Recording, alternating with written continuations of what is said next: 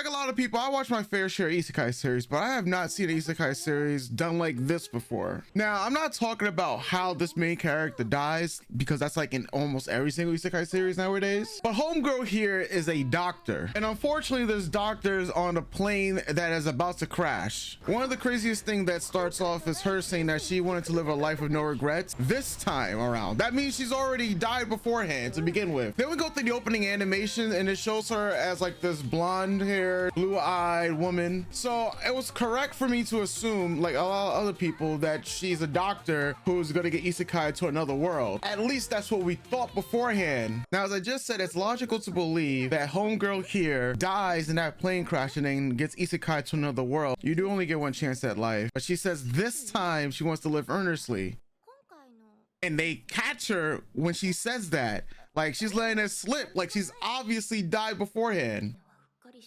She says she's getting careless.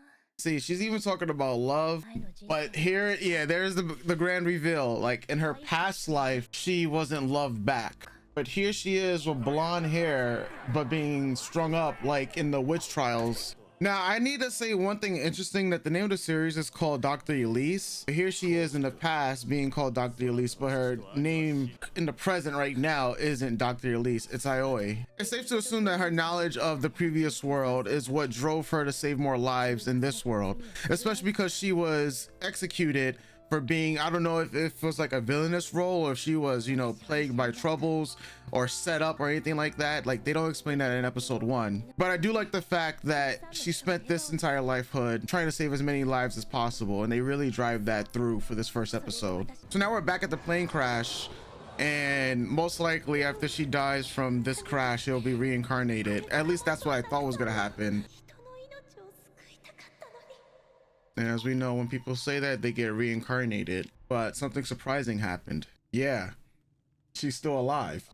But there's so much carnage on this plane. Obviously, there's a lot of people who have died in this crash itself. A lot of people who have sustained like mortal wounds. I mean, even her at this point, like I'm pretty sure she wasn't, you know, unscathed from any of the carnage that just went down. Like, I do gotta commend her no matter what. Like, she's sticking to her senses as a doctor, trying to save as many lives as possible. The one life who I thought she wouldn't be able to save was going to be this man with this, it looks like a pole that's through his chest cavity, or maybe it's towards his abdomen. I don't know why I thought like in her suitcase she would have at least something like a scalpel or any type of other sharp object to do this, especially because she has the stapler, you know, to suture the wounds and whatnot.